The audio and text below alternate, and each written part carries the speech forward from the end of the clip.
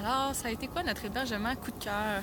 Il y en a eu plusieurs, évidemment, qu'on a beaucoup appréciés, sinon tous. Mais un coup de cœur, ça aurait été Banteshmar, puisque il y avait un peu de tout, je trouvais. C'était un beau mix. Donc, on était tout près des ruines d'un temple qui ressemble justement à l'un des temples qu'il y a au Angkor Wat, mais qui est vraiment peu visité. Donc, il y a moyen d'aller le voir pratiquement seul. Donc, ça a vraiment un cachet assez exceptionnel.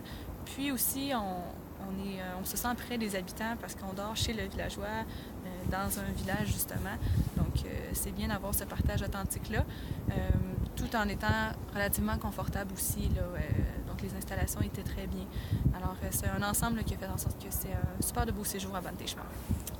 De mon côté, c'est pas très loin de Banteshmar. En fait, ça a été la ferme organique qui a été mon coup de cœur.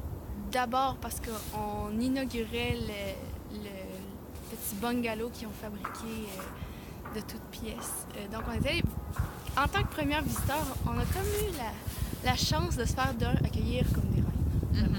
Mm-hmm.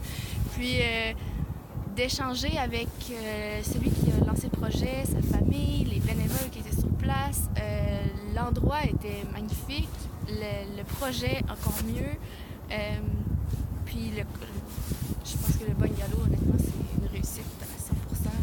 Ça va vraiment être un bel hébergement quand ça va être terminé. Donc, ouais, pour moi, ça a été une expérience hors du commun de pouvoir échanger à ce niveau-là. Peut-être aussi qu'il y avait moins la barrière de langue, donc ça a été plus facile. D'aller plus profondément, peut-être. Ouais. Puis c'était à la fin de notre voyage, donc on a aussi été capable de faire une rétrospective du Cambodge qu'on n'a pas pu faire ailleurs.